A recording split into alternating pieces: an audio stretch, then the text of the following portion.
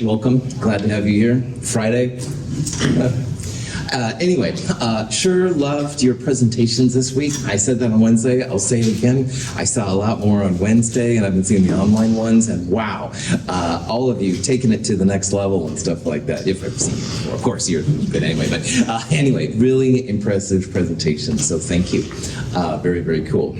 We are, next Monday, by the way, we're going to do problem set 4. That's going to have some stuff on solubility and entropy, which is what we're talking about today. The quiz, though, will only be over solubility. All right, so the entropy stuff is something we'll talk about, but the quiz itself will only be over solubility. And then we'll go next door and do the lab. It has a long name. Termination, KSP, delta G, delta H, delta S for calcium hydroxide. Please bring your goggles. All the labs from here on in, bring your goggles. All right, they're all going to be really good to have. I've got some if you don't bring them and stuff too. It's no big deal.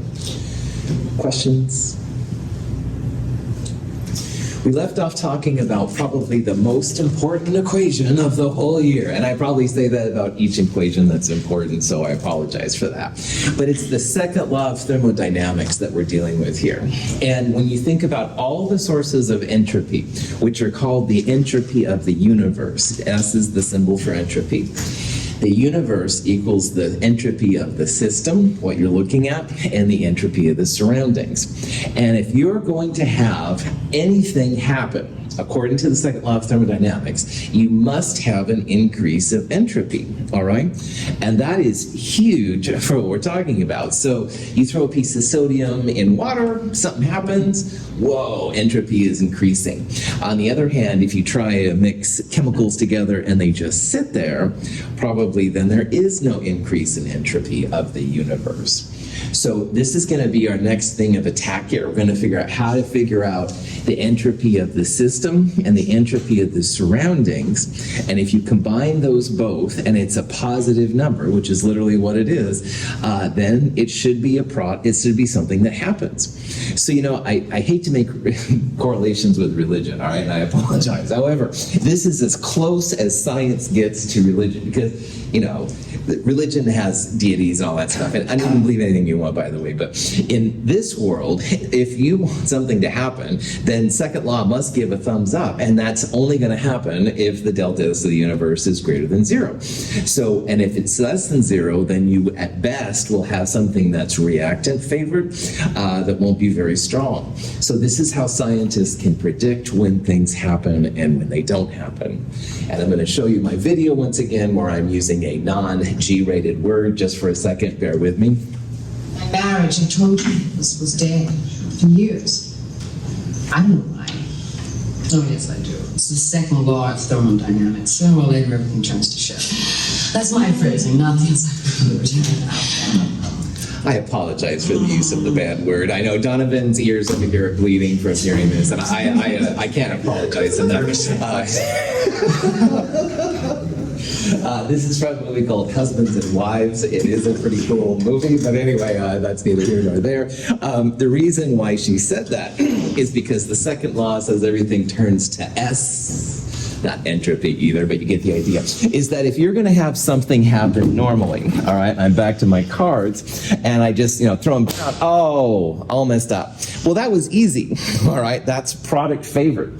However, if I really want to organize them again, get them together, that took some energy. So the entropy of the system is what I just got, it's becoming negative. I made it more ordered. Remember, entropy is all about messiness. Dropping them on the ground, they went flying, that was entropy positive. So my surroundings then is what I added the entropy in to make it happen. So you can start figuring out why things happen, and that's what we'll start talking about. And there's a little bit of a cooler way that chemists talk about all of this. We'll talk about that too. But just realize this is kind of it. This is when things happen and when they don't happen. And if it's going to happen, delta S of the universe must be greater than 0. Questions? Okay. When we dissolve ammonium nitrate in water, the dissolution is an endothermic process. The temperature of the solution decreases over the course of the reaction. The reaction, though not favored energetically, is favored by entropy. It is said to be entropy-driven. As the ammonium nitrate dissolves, the entropy of the system increases. At the same time, the surroundings lose energy and experience a decrease in entropy. The increase in system entropy, however, is greater than the decrease in the surroundings entropy.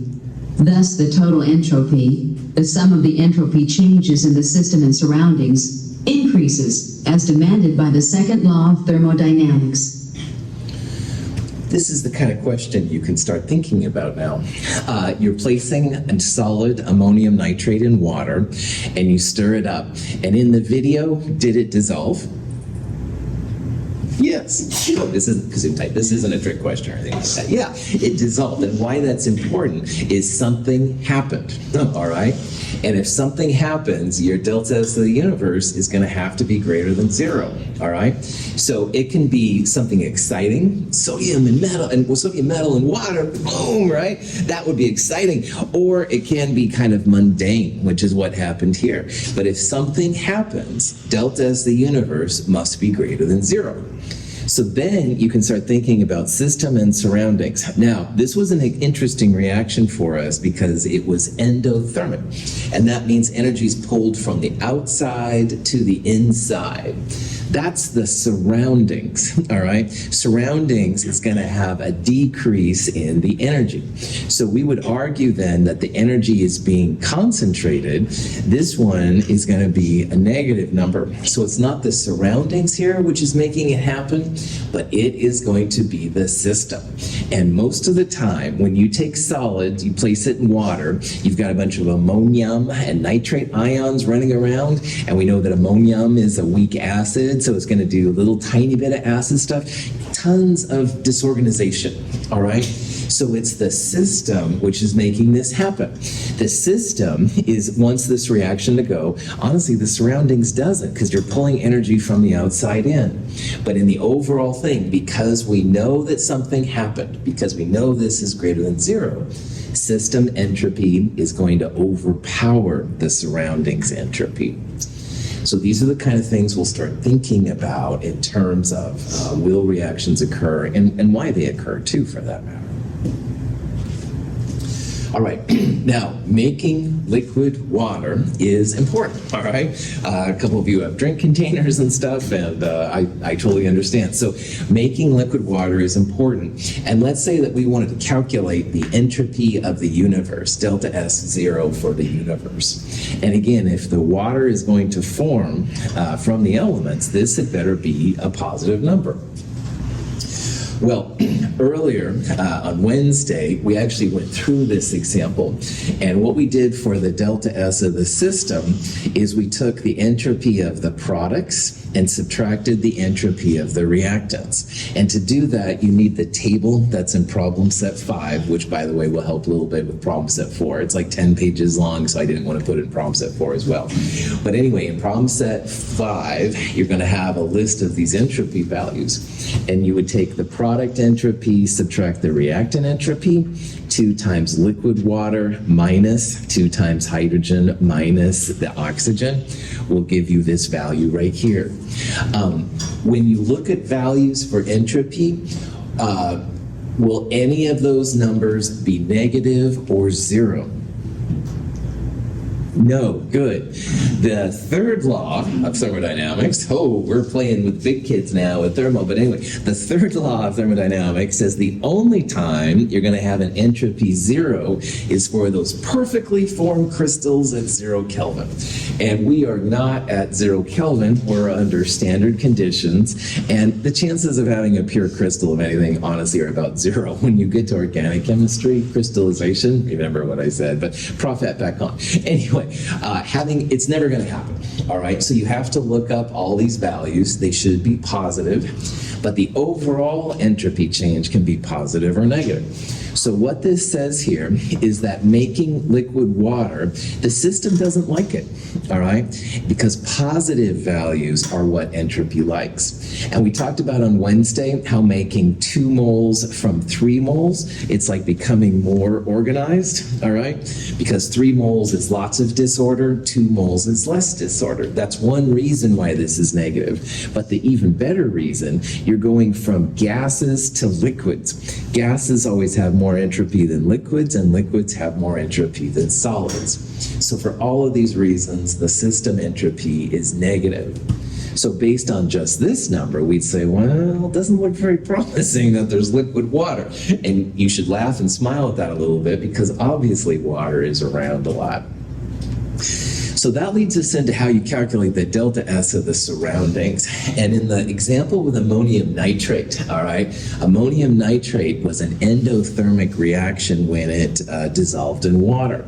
And enthalpy, delta H, is related to the delta S of the surroundings. And we're not going to do a lot of this, but if you want to calculate delta S of the surroundings, it's equal to negative delta H over T. So you can calculate the delta H number, which is products minus reactants for enthalpy. And this is what we did in Chem 221.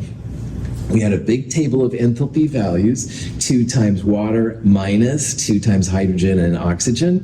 The elements in their pure states were equal to 0. We didn't have to worry about that.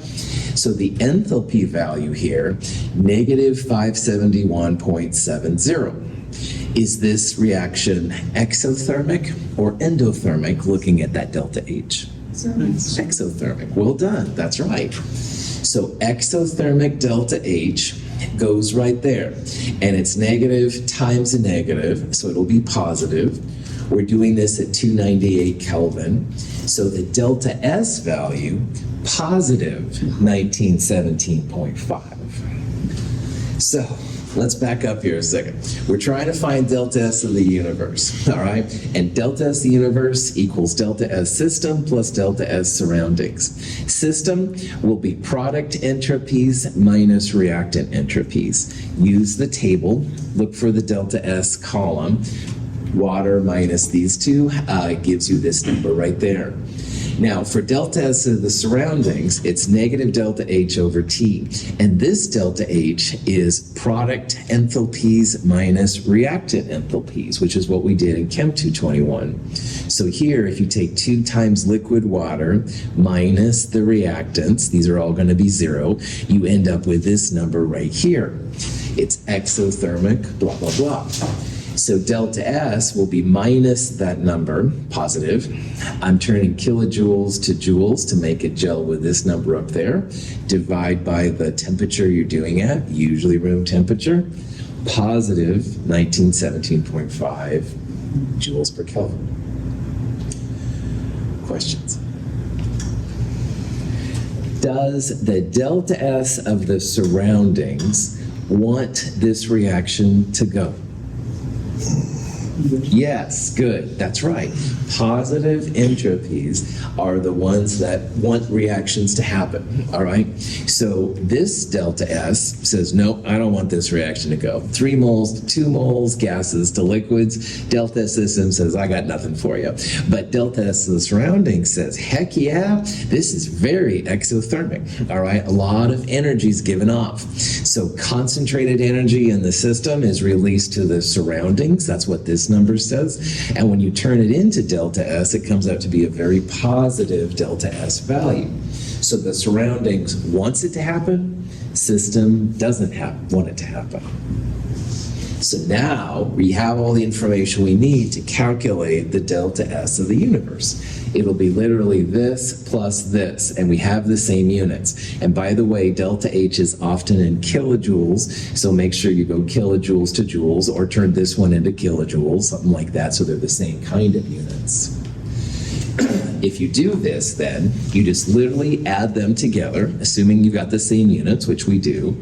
And thankfully, we end up with a positive delta S of the universe. And I say thankfully once again, because we use a lot of water as human beings, man. And if we didn't have a reaction which was favored, water would be in much harder to come by and stuff like that. A balloon filled with hydrogen and surrounded by air represents a potential chemical reaction. To initiate the reaction, we need to ignite the balloon. The hydrogen will combine with oxygen in the air to form water in gaseous form, releasing considerable energy in the process. At the molecular scale, the molecules of gaseous hydrogen, H2, and oxygen, O2, combine to produce H2O, water, generating heat and light. In the combustion of hydrogen and oxygen, the entropy of the atoms in the sample, or system, decreases. This decrease occurs in concert with the transfer of thermal energy to the surroundings, leading to an increase in the entropy of the surroundings. The entropy increase for the surroundings is greater than the decrease for the sample, so the net change in entropy is upward. We take a match, we light our hydrogen balloon on fire, something happens. If something happens, your delta S of the universe should be greater than 0, all right? So we can now, though, understand like what's happening on an internal level. And looking at the reaction, 3 moles of gas to 2 moles of liquid, system doesn't like this, all right? There's nothing in this for the system. You're getting more organized, you're getting less. Gases have more kinetic energy than liquids. There's, all these things make this number negative, all right? However, there's so much energy released into the surroundings, and that's why this video is kind of cool. It shows those outer molecules just going crazy, man. And that's it. The oxygens are a lot of times there'd be nitrogen in there too, whatever's in the air, but all of those molecules are gaining so much energy. That's what makes this such a positive number. So even though the system is kind of whiny here, the surroundings really wants this to go, we end up with an overall positive delta S. Water's going to be made. Woo-hoo. Questions? So what you've just seen is how a thermodynamicist will think about reactions, all right? Some random reaction comes to the scientist, and they'll go, well, first of all, we should think about will it occur or won't occur. And like in this reaction, something happened, all right? The balloon caught on fire and stuff. You could probably see the liquid residue. So they knew that delta S of the universe was going to be greater than 0. Then you can calculate delta S of the system, products minus reactants, to get that number. Surroundings is minus delta H over T. So delta H products minus delta H reactants gives you that. Divide by T, etc. Add them together, and if it is going to happen, you'd see a positive number. So that's how the scientists then will think that, yes, this reaction will happen. Probably use it for discovering new, more efficient fuel sources as well. You bet. Yeah. This is one of the things where AI, I think, could really help out because, like, we can calculate this by hand, but of course AI can do it a gazillion times faster. And so you might be able to find some kind of new delta S positive number that makes, yeah. Okay. So here's a question I want you to think about in the back of your mind and stuff, all right? This question says, which has the largest positive entropy change? Now, obviously, you don't have tables and stuff of energy running around that you can look up and stuff, but you can probably, if you think about what entropy is, you can think about which one's going to be the greatest. Let's start with this one right here. We're going from a liquid to a solid. Does that sound like an entropy-favored reaction? No, right on. Solids have the lowest entropy. Liquids are next, gases are highest. So we're going from like the medium entropy state to a low entropy state? Probably not, all right? Same thing for this one right here. You're going from a gas to a liquid, the highest entropy state, to a lower entropy state. So B and D, probably not.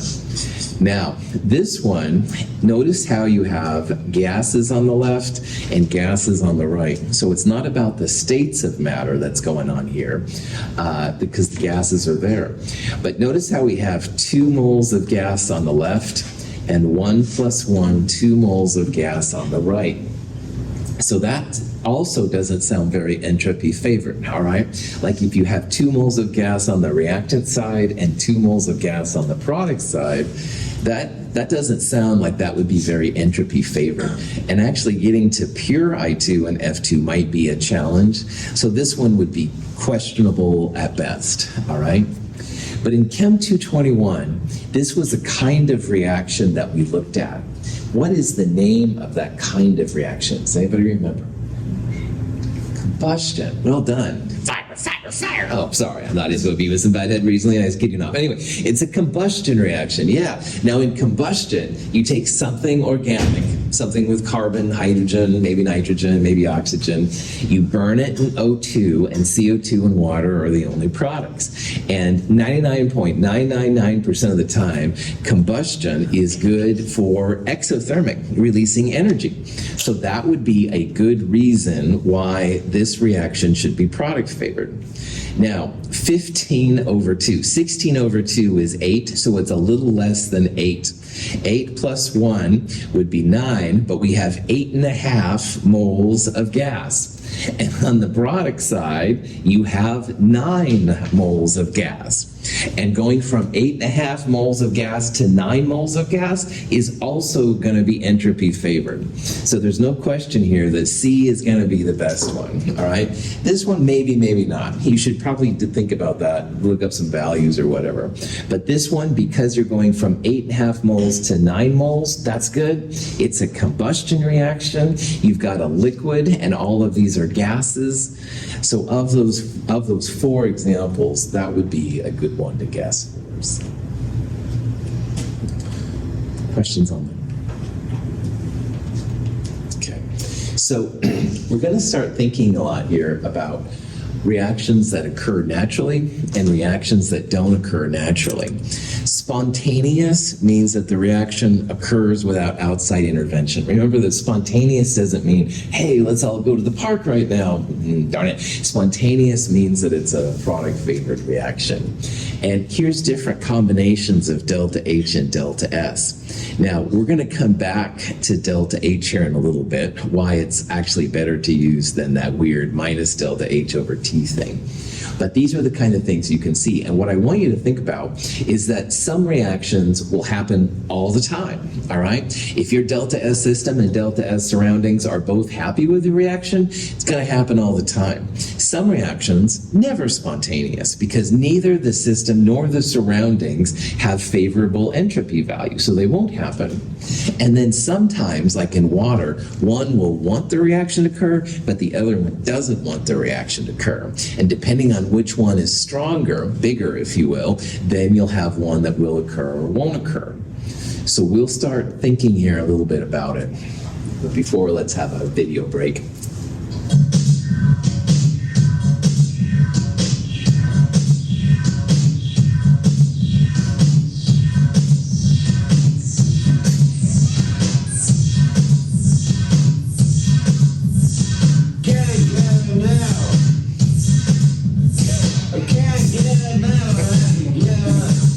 I apologize in advance if this bothers anybody. Or Nia.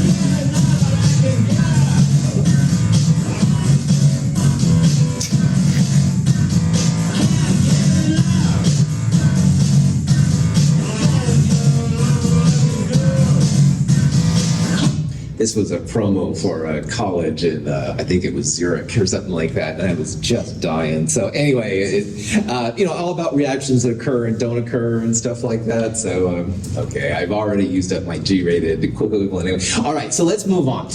Using that negative delta H over T thing is weird, and this guy Gibbs actually figured out that, wait a minute, let's rethink this a little bit. So he realized that if delta S the universe equals delta S surroundings plus system, and this is minus delta H over T, and enthalpy's been huge in our world so far. So let's see if we can figure out a way to use delta H specifically. So if you multiply both sides by minus T, all right, the minus T part here goes away and you've got just delta H, and then you have minus T delta S, And on the other side, you have minus T times delta S.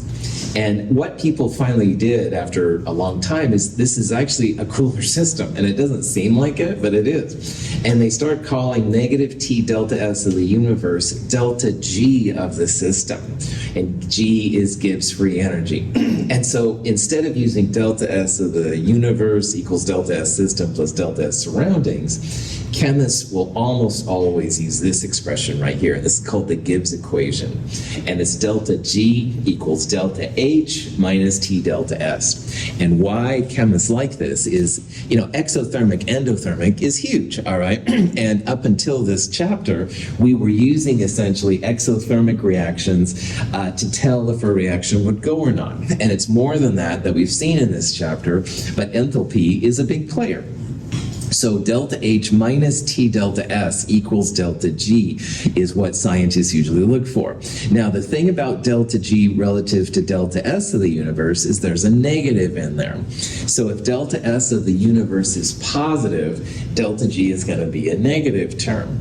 And of course, if delta S universe is negative, delta G will be positive. So in our class, we won't talk about delta S of the universe that much, but we're going to talk about delta G a lot. We'll look for negative delta G's. Those are the thumbs up reactions, all right? And a negative delta G corresponds to an increase in the entropy of the universe, and those are the reactions that will occur. So good old Gibbs taking care of business here. So. All right, so Gibbs energy is what people call this delta G term. And Gibbs free energy is just the change of the system minus the energy lost in the disorder of the system. So the energy change is the enthalpy, which is what we're used to. And the disorder is the delta S term. So you're subtracting all that to figure out how this affects the overall value. So if you have an exothermic reaction, energy is given off, and you have an increase in the entropy, that means that delta G is going to be negative, and those reactions, spontaneous, product favored, they are going to go. So earlier we went through the example where we looked about delta S to figure out what it was going to be. If you have a negative delta G, those reactions are going to occur, all right? So Rory comes to me with a new idea. I do some calculations and see there's a negative delta G. That reaction is good to go. That should go gangbusters. And that's going to happen always if you have an exothermic reaction with an increase in entropy. So if you have liquids going to gases, yeah, entropy's happy. And if it's exothermic, not endothermic, no problem. However, you can have the opposite conditions. You can have an endothermic reaction, and you can have an entropy decrease. Now, endothermic would be a positive delta H, and entropy decrease would give you negative delta S. Remember that delta S is times negative T, so a negative times this negative would make it a positive. And enthalpy, if it's endothermic, means it's positive. So those delta G's are positive, and there's very, very difficult to make those reactions go. All right, so Jacob brings me a reaction. I calculate it. It's endothermic with a decrease in energy. Those are going to be tough to happen. We'll talk about ways that make those things happen too, but it won't be as easy as just connecting them together. So negative delta G's, reaction's going to occur. Positive delta G's, reactions won't occur. And negative delta G will always happen if delta H is negative and delta S is positive. Those are the money makers. On the other hand, positive delta G's don't occur. You will always have a positive delta G if your delta H is positive and the delta S is negative. So these are the kind of things we'll start thinking about now here in this reaction. Okay. So here's an example of a kind of calculation you can do. You can do it, or you can just follow along with me, which is fine. And in this reaction, we're making magnesium oxide from magnesium and oxygen gas. And someone calculated delta H and delta S. And how they got this value, for example, they found delta H of products minus delta H reactants. For this number, they did the same thing, but with the entropy values. They took the entropy of the product minus the entropy of reactants. But what we want to do in this problem is find the delta G value, the Gibbs free energy. And that's going to be delta H minus T delta S. Kelvin temperatures, I hope I can say, are used without exception here, so 298. But the other thing I want to point out here is that delta H is often in kilojoules, while delta S is in joules. So you have to convert one to the other. So, excuse me, because our answers are in kilojoules, let's turn this into kilojoules. Will we take this number and multiply by 1,000 or divide by 1,000? Divide, well done, that's right. There's 1,000 joules in a kilojoules. So you can literally just move this to the left 3 digits, make it minus 0.108 kilojoules per Kelvin. You'll multiply it by that. The answer comes out to be B. Looking at these two numbers, we can see now if this reaction will happen all the time or only sometimes. Delta H exothermic. Exothermic reactions, negative delta H, make delta G negative. So what that means here, enthalpy wants this reaction to go. But delta S is negative. Negative delta S times negative T makes this whole thing positive, and that makes delta G want to be positive. Remember, positive means not cool for delta G. So entropy doesn't want this reaction to go. Enthalpy does want this reaction to go. And at the end, because this is negative, delta H wins out. So we will see this reaction go. And if you've ever seen magnesium burn, it's a really bright light kind of thing. They use it in flares and stuff sometimes. Anyway, this reaction absolutely goes. This negative delta G answer says, yep, this reaction's going to happen. Entropy doesn't want it to go, but enthalpy overpowers it. Questions? All right, so here there's 4 conditions of delta H and delta S to think about. And what we're looking for, we're trying to predict if the reaction's going to occur or not. And remember, if delta G is negative, those are the product favored ones. Those are the ones that are going to happen. So exothermic negative delta H's and positive delta S's, product favored all the time, no question.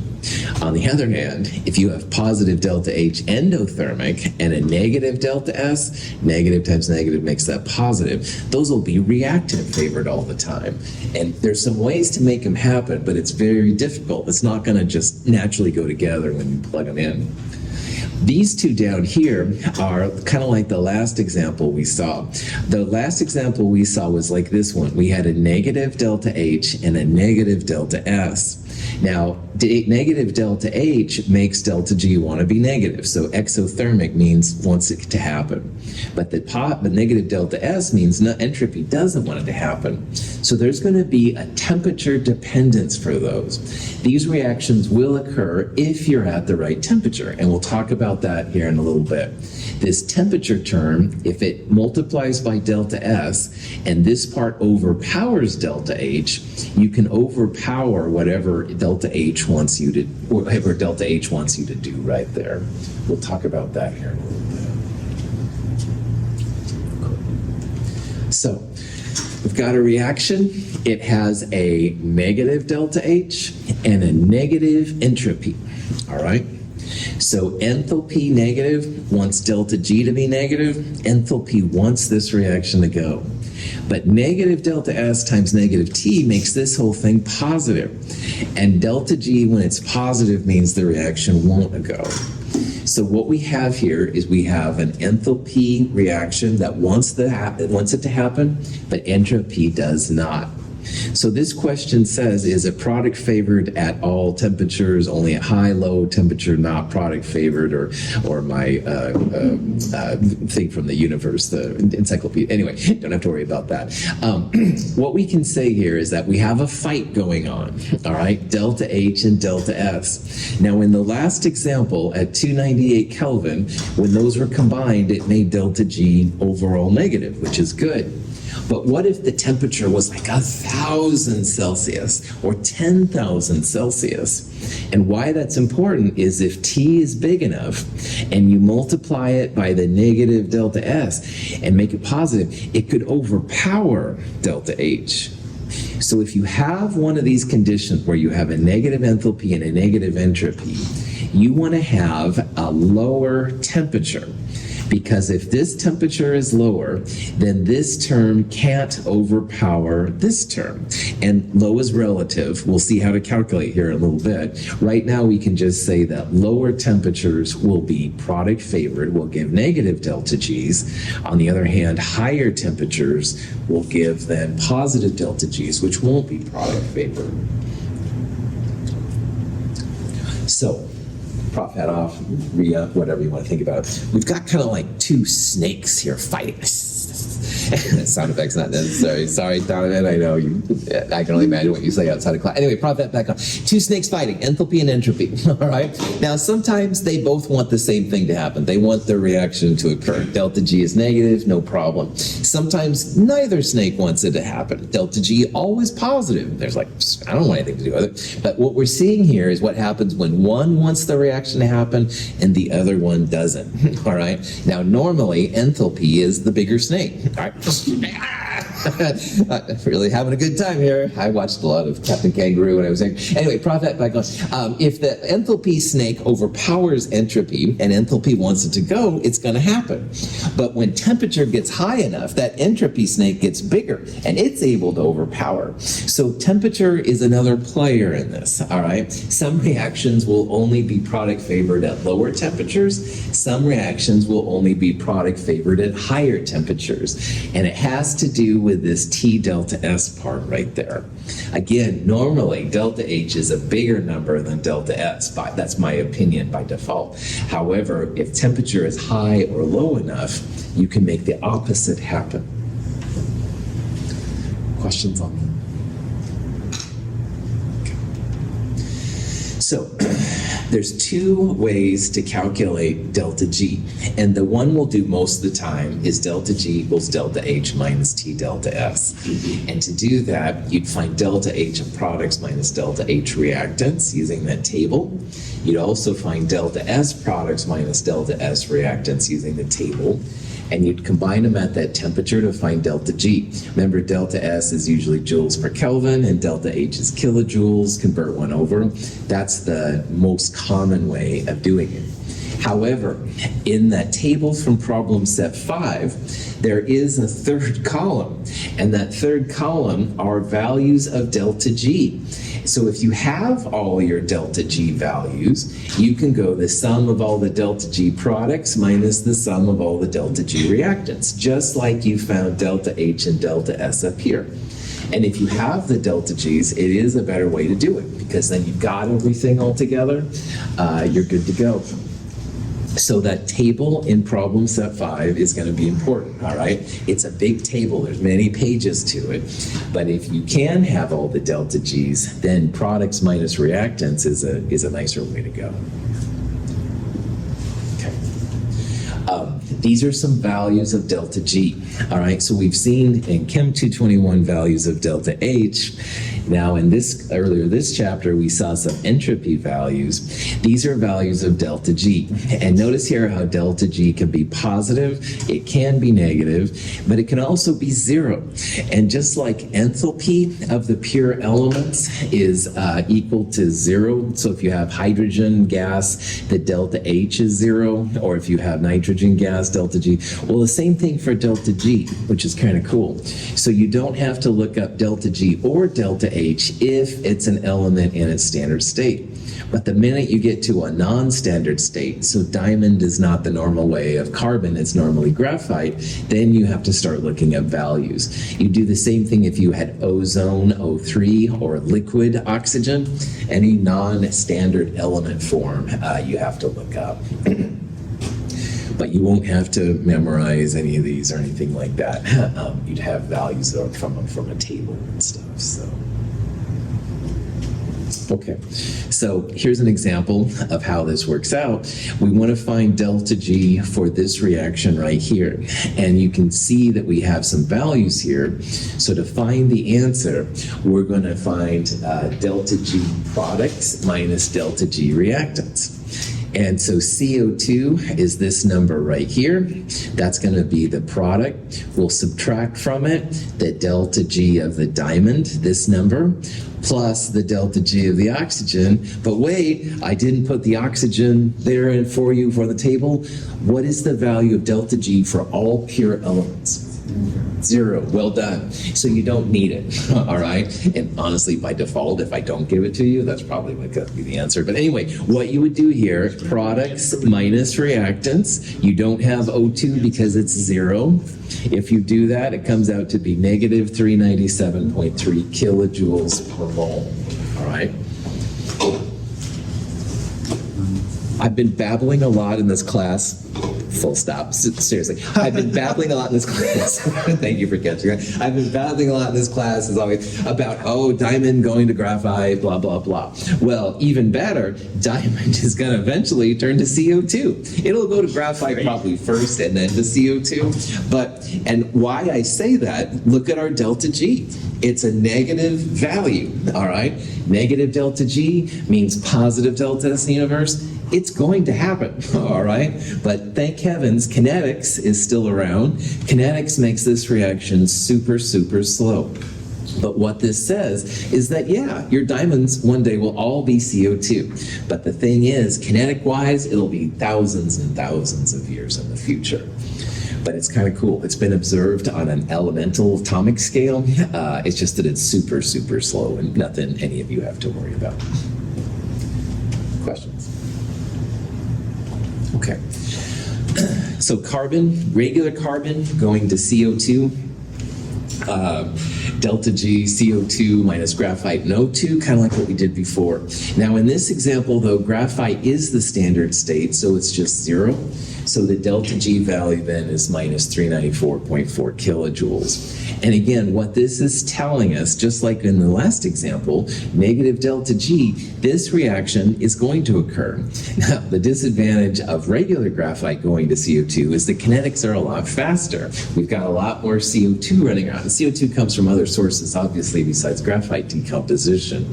But you have to think about the kinetics in the back of your mind. So product-favored reactions mean negative delta Gs. And if you have a negative delta G, these reactions are going to happen. So yeah, greenhouse gases are a real thing. Darn it.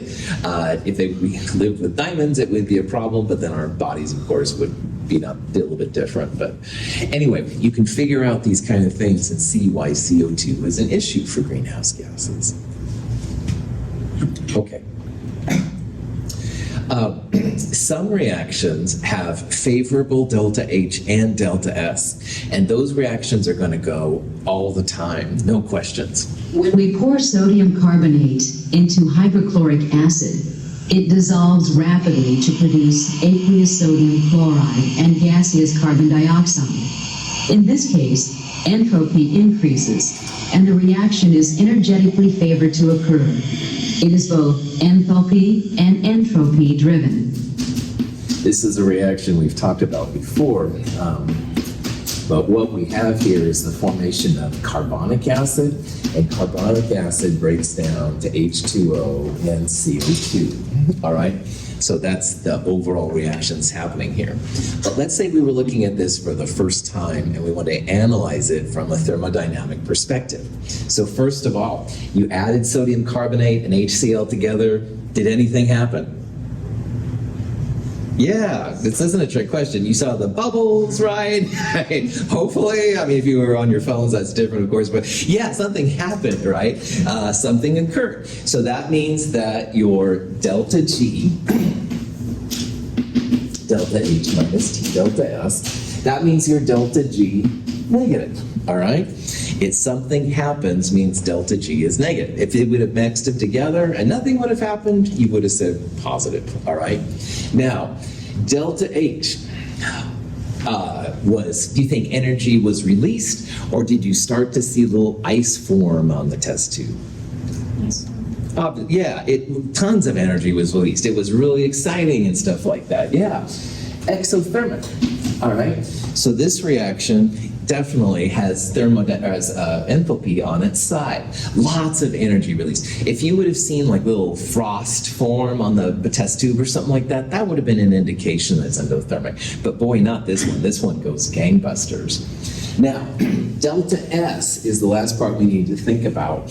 On this one, the bubbling is going to give you the key to delta S. Because what are you seeing if you see bubbles? Gas, yeah. And what's the highest entropy state is always making gases, all right? So if you make a gas, I mean, you should calculate it to be 100% sure, but 99.99% of the time, positive delta S. So this reaction has a favorable enthalpy. Exothermic, you bet, yeah, you could feel that thing and it would be hot. Delta S, absolutely positive. When you see gases coming off, that almost for sure means that entropy is favored. Positive delta S times negative T makes this whole thing negative. This is already negative. Negative plus a negative makes delta G negative. So this reaction is both enthalpy driven and entropy driven. So these are new terms. Enthalpy driven means delta H is negative, wants the reaction to occur. This reaction is also entropy driven. Positive delta S makes delta G want to be negative because of this term. Entropy driven means positive. So if I just gave you random numbers for delta H and delta S, look at the sign. Negative delta H means enthalpy driven. Positive delta S, entropy driven. If it was negative delta S or positive delta H, it wouldn't be either. Cool. All right. So this is a cool reaction. Lots of stuff happens. We can even figure out what the signs are going to be. But a lot of times it's not quite that easy to see. This is an example for the combustion of acetylene. Now, if you've ever seen people with their torches and stuff like that, acetylene is what they use. And if you've seen welders, all right, they've got this really cool flame. They got the, kind of face guard over their thing. Something is happening here, all right? And so if something happens, what will be the sign of delta G? Negative, good, that's right.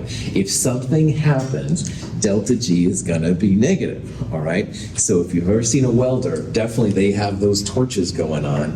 It's something's happening. The acetylene is reacting. But let's now figure out what the actual value of delta G is. The first step we would do to do this is to figure out delta H. It would be delta H products minus delta H reactants, all right? And these are numbers we would look up. I don't know what they are off the top of my head. The only number I can tell you right now is I can tell you what the delta H for O2 gas is. What is it?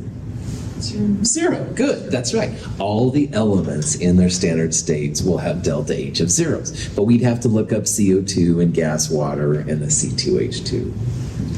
If you do that, minus 1238 kilojoules is what you get. Now, we're going to do the same thing with entropy. We're going to take entropy of products minus entropy of reactants. And remember, entropy is not going to be zero for anything, except for those perfectly formed crystals is zero, which is like never, all right? So we'll do delta S products minus delta S reactants. And if you do that, you get a negative delta S number. And I converted it there to kilojoules. So is this reaction enthalpy driven? Yes or no? Enthalpy driven. Yeah, good, Brenda, nice job. Negative delta H means that it's enthalpy driven. All right, exothermic reactions are enthalpy driven. Anytime you've got a negative delta H, that's going to make your delta G want to be negative. This is an enthalpy driven reaction. Is it an entropy-driven reaction? No, that's right. Positive delta S's times negative T are what we want to be entropy-driven, and this is negative delta S. So this reaction is enthalpy-driven because delta H is negative, but it is not entropy-driven. This entropy doesn't want this reaction to occur. But at room temperature, which is when people use their torches usually, you get a negative delta G. this reaction is going to happen. It's spontaneous, even though entropy doesn't want it to occur. Questions? Okay, we'll do more of this on Monday. Thanks for being here. Have a great weekend. See you on Monday.